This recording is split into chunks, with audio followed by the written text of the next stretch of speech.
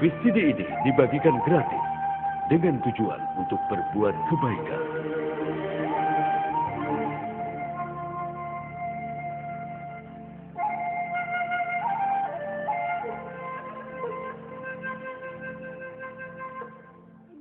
Profil dari kebudayaan Cina sampai saat ini mempunyai sejarah 5.000 tahun. Karya dan keberadaan seni budaya dari Tiongkok merupakan simbol kebudayaan ciri tersendiri. Ribuan tahun warisan mempersiapkan kanvas untuk perkembangan yang luar biasa di bidang lukisan, kaligrafi, seni keramik, drama, dan juga literatur. Master dari berbagai bidang telah muncul di setiap generasi. Karya mengagumkan mereka menghiasi sejarah karena keunikan peradaban mereka. Lukisan refleksi neraka ini merupakan penyatuan dari seni dan budaya. Dengan keteguhan, pelukis ini menyelesaikan karya hebat ini dalam waktu 1 tahun. Walaupun dia sudah berumur 75 tahun, pencapaian semacam ini belum pernah didapatkan sebelumnya. Selain itu, lukisan sepanjang 50 meter ini menggambar lebih dari 1.000 tokoh manusia dan melukiskan pemandangan bunga, tanah, binatang, pegunungan, dan air. Seni pembuatan lukisan tersebut dinilai hebat sekali. Pada gambar, terkandung makna jiwa yang mendalam, bisa membuat sanubari orang tergugah untuk melakukan hal yang baik. Ini ajaran terbaik yang diberikan seorang seniman pada manusia.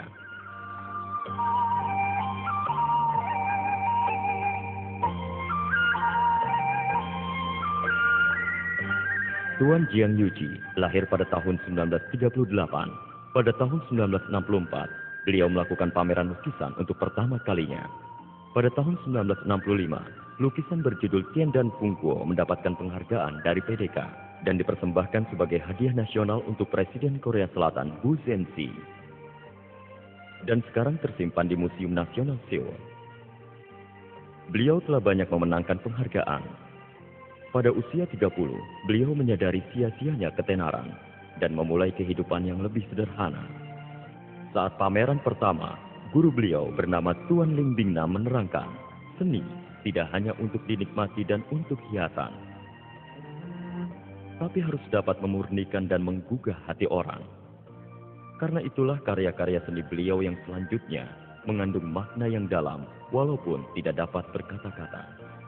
Pada zaman dulu, Konghucu membuat buku musim semi dan musim gugur yang merupakan catatan kejadian masa kehidupannya. Ini membuat mereka yang tidak bermoral takut akan akibat perbuatan mereka. Saat ini, lukisan gambaran mengenai neraka telah beredar, berharap dapat menggugah sanubari dari para cendekiawan, seniman, politikus, dan para pekerja di media. Agar kita semua menyadari tanggung jawab kita di zaman ini dan memanfaatkan pengaruh mereka secara positif. Juga mendorong orang-orang untuk lebih rendah hati, sederhana, dan jujur. Bagi Tuan Jiang, menggugah pikiran manusia melalui lukisan tetap menjadi keinginannya bagi semua umat manusia. Inilah perkenalan untuk lukisan gambaran mengenai neraka. Kehidupan manusia sangatlah pendek. Kehidupan manusia tidak kekal. Ketika kita tidak bernafas, maka hidup kita berakhir. Kalau manusia bisa terlahir, maka juga ada kematian. Kita harus tahu kemana kita pergi sesudah kita meninggal. Apakah terlahir di alam Sukhavati, atau menjadi dewa, atau masuk neraka, atau terlahir sebagai hantu kelaparan, terlahir kembali sebagai binatang, atau manusia. Tidak ada yang terlepas dari karma yang kita perbuat di dalam kehidupan ini. Gambaran perubahan di alam neraka menceritakan kebenaran tentang penderitaan manusia di dalam neraka. Semuanya adalah karena perbuatan kita sendiri dan kita harus menanggung akibatnya. Dan semua itu bukanlah ditetapkan oleh Raja Yama. Setelah melihat lukisan ini, kita harus menyadari betapa sulitnya untuk dilahirkan kembali menjadi manusia. Hal ini benar-benar sangat mengerikan. Pikiran-pikiran yang akan mengakibatkan penderitaan dan siksaan di neraka. Sutra mengatakan, menyesali dan bertobat dengan setulus hati atas kesalahan dan dosa bisa melepas kita dari karma buruk. Semoga kita bersama-sama menjalankannya. Buddha Amitabha menjemput kita ke alam Sukhavati. Pencapaian terhebat kehidupan kita adalah bisa berhasrat terlahir di tanah suci. Ini akan mengakhiri proses kelahiran kembali dan membebaskan kita dari penderitaan kehidupan maupun kematian. Dan alam Sukhavati adalah tanah yang tenang, yang dibangun oleh Buddha Amitabha dengan kekuatan ikrar tak terbatas. Tujuannya adalah untuk membebaskan manusia dari penderitaan. Jika kita punya iman dan ikrar untuk melafalkan nama Buddha segenap hati, jika kita memiliki ketulusan dalam iman, ikrar dan perbuatan kita, dan jika kita mematuhi Buddha dalam cara hidup kita, maka pada saat kehidupan kita berakhir, para Buddha dan para Bodhisattva akan datang menjemput kita ke alam surgawi.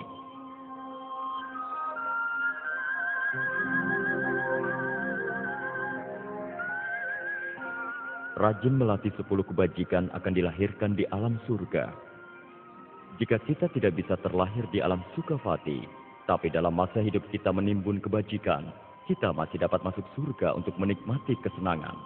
Tapi setidaknya harus memenuhi 10 kebajikan. Apa 10 kebajikan itu? 1. Tidak membunuh. 2. Tidak mencuri. 3. Tidak berbuat asusila. 4. Tidak berdusta. 5. Tidak gombal. 6. Tidak mengadu domba. 7. Tidak bicara kotor. 8. Tidak serakah. 9. Tidak membenci. 10. Tidak bodoh.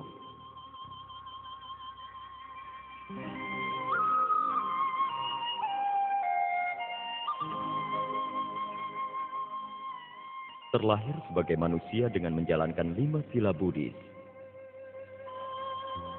Buddha bersabda, susah terlahir sebagai manusia. Begitu bentuk manusia hilang, akan sulit mendapatkannya kembali. Bagaimana kita bisa terlahir kembali lagi menjadi manusia? Syarat paling mendasar yaitu harus mematuhi Pancasila Buddhis. Apa 5 sila Buddhis itu? 1. Tidak membunuh. 2. Tidak mencuri. 3. Tidak berbuat asusila. 4. Tidak berdusta. 5. Tidak minum minuman keras. Kemudian mengenai kaya dan miskin, semuanya tergantung pada karma baik dan buruk yang dibuatnya. Ada pepatah, untuk mengetahui perbuatan kita di kehidupan sebelumnya, lihatlah apa yang kita miliki pada kehidupan saat ini. Untuk mengetahui bagaimana kehidupan kita selanjutnya, perhatikan saja apa yang kita perbuat dalam kehidupan saat ini. Kita harus mengerti dengan jelas teori ini. Melakukan 10 perbuatan jahat kembali ke alam neraka. 10 kejahatan adalah kebalikan dari 10 kebajikan. Hidup manusia hanya sebentar. Jika kita tidak menyadari pentingnya menimbun karma baik, atau tidak memahami hukum sebab akibat, atau tidak menimbun kebajikan dan nilai, maka saat kita berdiri menghadap hakim di alam neraka, sudah terlambat untuk menyesalinya.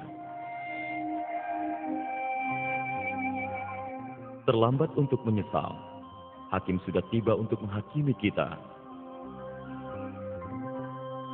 Ini seperti baru bangun dari mimpi.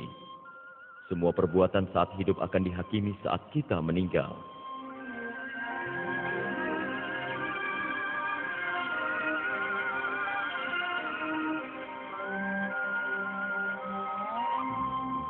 Raja Setan merupakan perubahan wujud dari kekuatan karma. Orang yang tidak berbuat jahat tidak akan merasakan ketakutan di neraka. Kengerian itu bukan karena kekejaman Raja Yama, atau karena mereka memang ingin memberi penderitaan pada kita. Penglihatan akan neraka adalah akibat dari karma masing-masing, tidak lebih dan tidak kurang.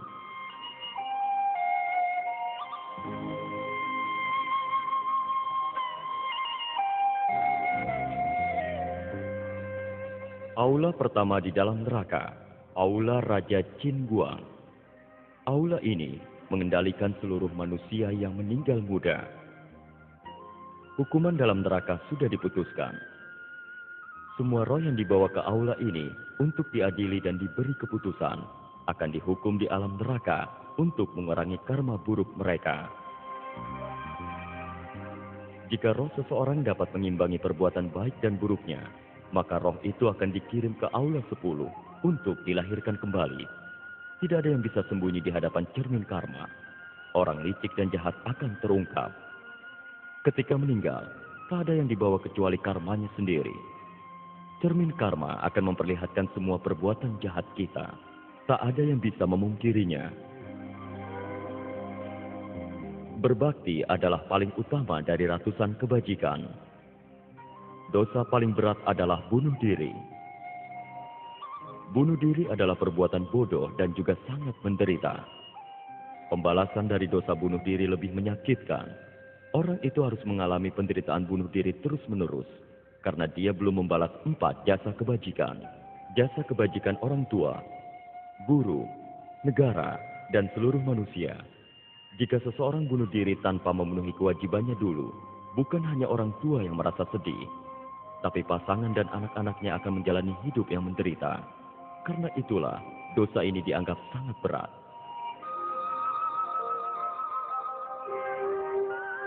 Kekacauan di dunia diawali oleh hilangnya kesadaran dan pendidikan moral yang baik.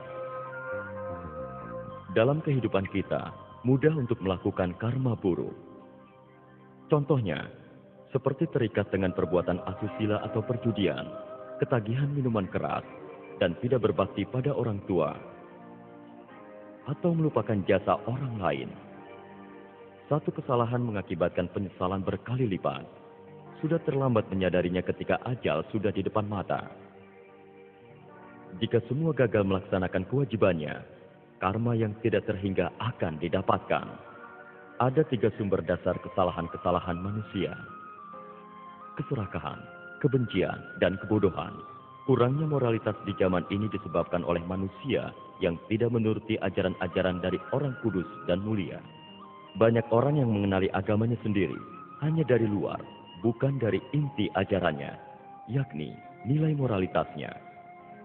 Mengabaikan inti ajaran dan hanya berfokus pada formalitas akan mengakibatkan kebingungan dan mundurnya moralitas mereka. Jika kita tidak mempraktekkan yang kita pelajari, kita seharusnya merasa malu.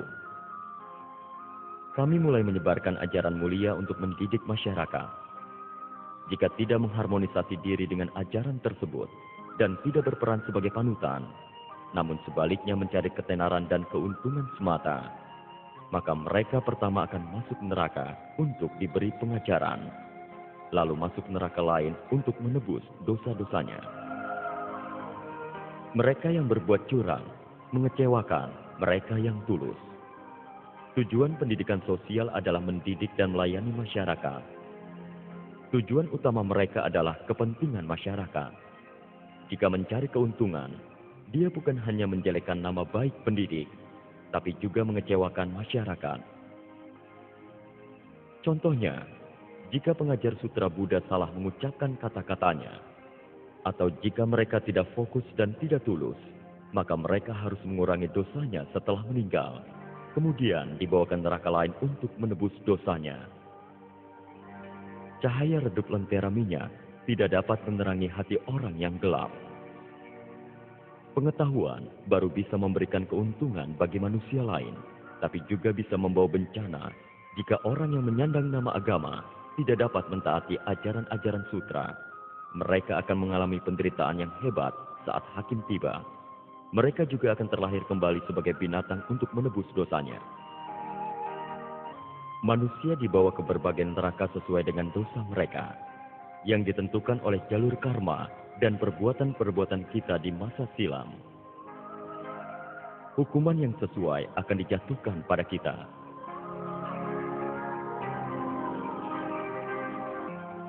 Neraka pilar. Dikatakan, pikiran buruk berasal dari kehidupan yang nyaman. Di zaman ini, banyak orang yang melakukan perbuatan asusila. Orang yang masuk neraka ini dulunya senang melakukan perbuatan asusila dan perzinahan. Mereka yang menjual buku-buku, film, CD pornografi, atau mengambil foto, menulis, mempertunjukkan hal-hal porno dan sejenisnya. Setelah meninggal, mereka akan masuk ke dalam neraka ini. Mereka dipaksa untuk memeluk tiang tembaga yang terbakar panas dan merasakan mati terbakar pada seluruh tubuh mereka. lalu mereka akan dihidupkan berulang kali dalam neraka ini sebagai hukumannya. Sakit penderitaannya tiada tara. Setelah mereka menghapus karma buruknya, mereka akan terlahir ke alam binatang. Setelah itu, mereka akan terlahir kembali menjadi manusia. Mereka biasanya miskin, tidak disukai, dan umur pendek. Neraka ranjang api. Neraka ranjang api sama seperti papan pemanasan di alam manusia. Pria yang melakukan perbuatan asusila dipaksa memeluk tiang tembaga, sedangkan wanita disiksa di atas ranjang api. Mereka yang suka membunuh dan memasak daging dengan berbagai cara, atau yang suka menginjak serangga, akan masuk neraka ini setelah meninggal. Masa hukuman dalam neraka ini sangat panjang, tidak terbayangkan. Jika mereka sudah selesai menghapus karma untuk neraka ini, tapi masih punya karma buruk lain, mereka akan dimasukkan ke neraka lain untuk membersihkan karma itu. Aula neraka kedua, Aula Raja Cuciang. Raja Cuciang memimpin aula kedua, menguasai neraka besar Huo. Yang datang ke sini adalah mereka yang melakukan begitu banyak pembunuhan. Hukuman yang diterima sepadan dengan tiap pembunuhan yang dilakukan. Begitu dia membunuh, begitulah dia dibunuh. Mereka masuk ke neraka ini karena senang membunuh di kehidupan silam mereka. Jika pembunuhannya dapat dibagi menjadi 3 tingkat, maka akan ada 3 tingkat neraka yang sepadan.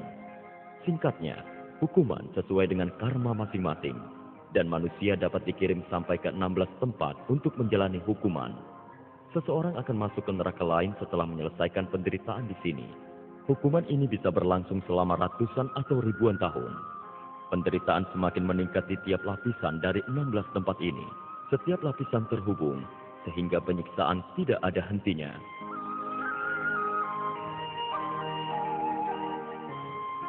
Neraka menusuk perut.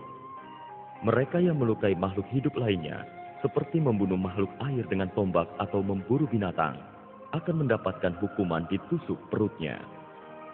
Bukan hanya perut mereka yang ditusuk, tapi seluruh tubuh juga ditusuk sampai darah dan dagingnya hancur. Penderitaannya tiada tara, dan mereka kemudian dihidupkan lagi berulang-ulang. Penyiksaan ini akan diulang tiada hentinya. Neraka menelan pedang. Orang tanpa belas kasihan yang memakai pisau untuk melawan orang lain, atau yang ikut serta dalam perlawanan kelompok, atau yang menyerang dan memulai perang dengan negara lain, akan menderita dalam neraka ini setelah meninggal. Jika diperhatikan di dunia, pihak lemah jatuh ke tangan pihak yang kuat. Kompetisi memanas menjadi pertentangan. Pertentangan meningkat menjadi peperangan. Rakyat tidak berdosa mengalami penderitaan ini. Saat ini, bumi sudah menjadi satu kesatuan masyarakat. Menyerang dan merebut negara lain seharusnya tidak terjadi. Jika sudah melihat penderitaan mereka yang masuk ke neraka ini, kita harusnya menyadari betapa bernilainya kehidupan kita. Neraka pencabut lidah. Konflik terjadi karena banyaknya keluar kata-kata yang salah. Karma bicara menyebabkan perbuatan-perbuatan buruk. Hukumannya berbagai jenis dan mengerikan. Pada gambar ini, lidah ditarik dengan menggunakan rantai. Buddha bersabda, orang berlidah ganda, berniat baik dan jahat, sering mengkhianati di belakang orang lain. Orang yang menderita di neraka ini menjerit dan berteriak tiada henti. Setelah selesai dihukum di sini, mereka akan masuk ke dalam neraka cairan tembaga, di mana tenggorokan, jantung, paru-paru, usus, dan lain-lainnya terbakar. Semua penderitaan ini hanya karena karma buruk yang disebabkan oleh ucapan. Mereka yang mencela Buddha atau orang suci, menciptakan isu dan juga konflik, atau mereka yang mencurangi orang tua dan menipu orang, tidak akan terlepas dari neraka pencabut lidah ini setelah meninggal.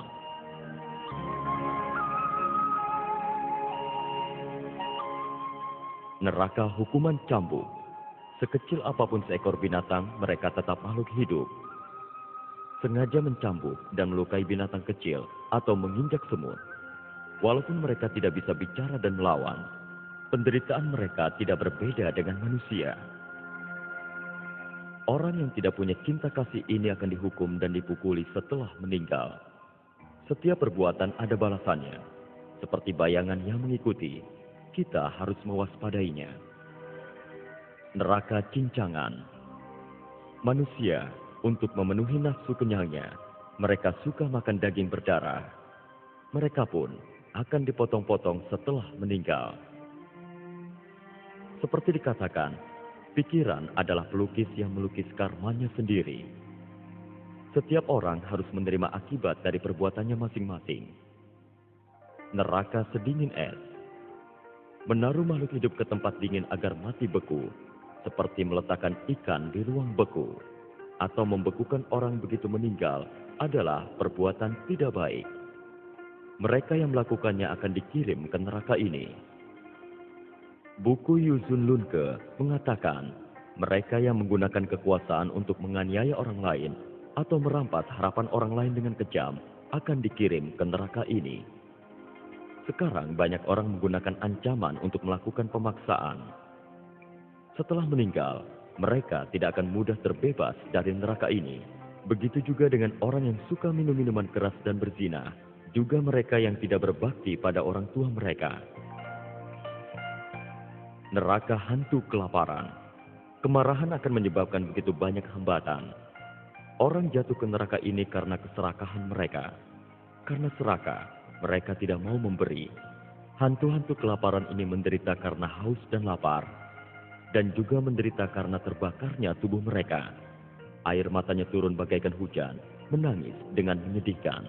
Seperti yang ditunjukkan gambar Bodhisattva Avalokitesvara yang welas kasih, datang untuk memberikan sedekah makanan. Jika mereka merasa menyesal dan bertobat saat ini, mereka akan terbebas dari neraka hantu kelaparan.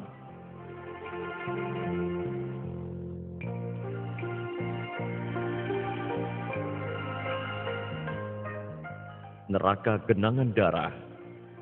Yuli berkata, mereka yang waktu hidup suka membunuh makhluk hidup akan masuk neraka ini. Sangat kejam dan menyedihkan sekali melihat binatang dibunuh. Berbaring di genangan darahnya, mereka biasanya mati kehabisan darah. Betapa menderitanya. Bagaimana jika manusia yang dibunuh? Apakah kita tidak marah? Tidakkah kita ingin balas dendam? Yusun membicarakan orang yang menggunakan tipu muslihat untuk mencurangi dan mengambil harta milik orang lain. Misalnya, mereka yang menipu orang tua demi mengambil uang dan harta miliknya, dan menyebabkan orang itu hidup atau mati dengan menderita.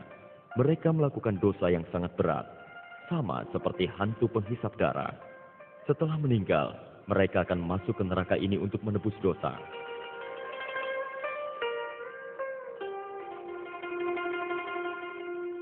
Neraka semburan kotoran dan urin. Neraka ini dipenuhi dengan urin, kotoran, dan tembaga panas. Bukan hanya bau busuknya yang tak tertahankan, tapi juga ada ulat pada kotorannya. Dan kulit ulatnya sekeras baja. Ulat masuk ke dalam tubuh pendosa yang memakannya. Ulat itu kemudian memakan bibir lalu lidahnya. Seterusnya, tenggorokan, jantung, paru-paru, hati, usus kecil, usus besar, juga seluruh tulang dan dagingnya. Penderitaan ini akan berlangsung selamanya. Mereka yang suka memakan usus binatang atau melakukan perbuatan dosa saat mabuk, durhaka terhadap orang tua, atau menyakiti teman dan saudara, melakukan perzinahan, dan melalaikan tanggung jawab atau memakai kata-kata kasar, akan dimasukkan ke dalam neraka ini. Sementara ilmu pengetahuan dan teknologi semakin maju, moralitas kita mengalami kemunduran. Kitalah yang menentukan apakah kita akan menjadi lebih baik atau lebih buruk. Kita harus melakukan perbuatan dengan kesadaran. Aula ketiga, Aula Raja Songdi. Raja ini menguasai neraka Tali Hitam. Mereka yang masuk ke neraka ini karena memiliki pikiran-pikiran jahat, kebencian, kebodohan, dan suka membunuh. Mereka yang masuk ke neraka ini termakan oleh api panas dan juga terikat oleh tali hitam. Kemudian akan didorong ke lantai panas penuh pisau besi yang tajam. Selain itu, ada anjing dengan gigi besi memakannya. tubuh mereka robek dan dimakan. Sangat mengenaskan dan suara jeritan membahana. Mereka tidak bisa keluar sampai karma mereka sudah bersih. Kalau terlahir kembali sebagai manusia, mereka biasanya lahir ke kelas terendah dan sering mengalami kehausan, juga kelaparan. Penderitaan di neraka ini melebihi neraka besar Huo. Setelah menebus dosanya di sini, apabila ada dosa lain, mereka akan dibawa ke neraka lain untuk menebusnya. Setelah melihat penderitaan di neraka, sadarlah agar jangan sampai masuk ke neraka. Neraka ditimpa pemberat. Mereka yang mematikan makhluk lain dengan menghancurkannya akan masuk ke neraka ini setelah meninggal. Contohnya, untuk mengkonsumsi makanan enak, orang menghancurkan daging atau ikan untuk dibuat kecap atau bakso. Banyak juga orang yang melakukan penipuan dan mencelakakan orang lain. Sekarang ini, banyak orang yang menipu orang tua, pihak lemah, wanita dan anak-anak, membuat orang lain hidup menderita dan tak berdaya. Mereka yang melakukannya akan masuk ke neraka ini. Neraka mengorek mata. Pembalasan neraka adalah saling berhubungan. Satu perbuatan salah mengakibatkan banyak dosa. Semakin banyak karma buruk, maka semakin banyak hukuman yang diterima. Mengorek mata hanya salah satu di antaranya. Yuzun berkata, mereka yang membuat dokumen palsu dan menjebak orang sehingga kehilangan harta benda miliknya akan masuk ke dalam neraka ini. Mereka yang berbuat salah akan masuk ke neraka tali hitam. Banyak dari mereka akan mengalami hukuman pengorekan mata.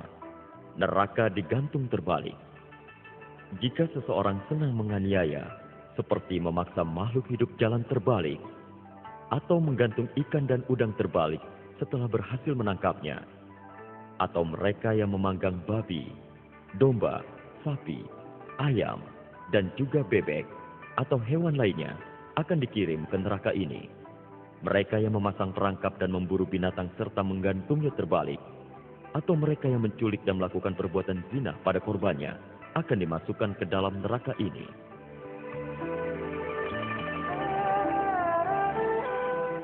Neraka pemotongan kaki.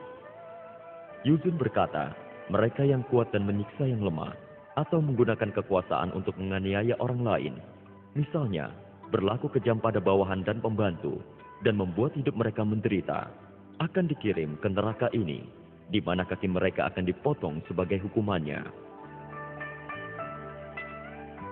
Neraka penghisap darah. Yuli berkata, siapa yang memakai kekuasaannya untuk korupsi, merebut harta benda dan makanan orang lain serupa dengan penghisap darah yang mengeksploitasi pihak lemah dan kecil.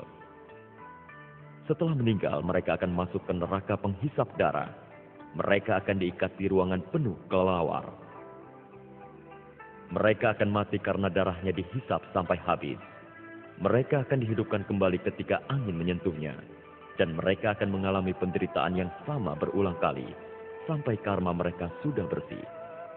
Kemudian mereka akan dimasukkan ke neraka lain untuk menebus dosa lain. Neraka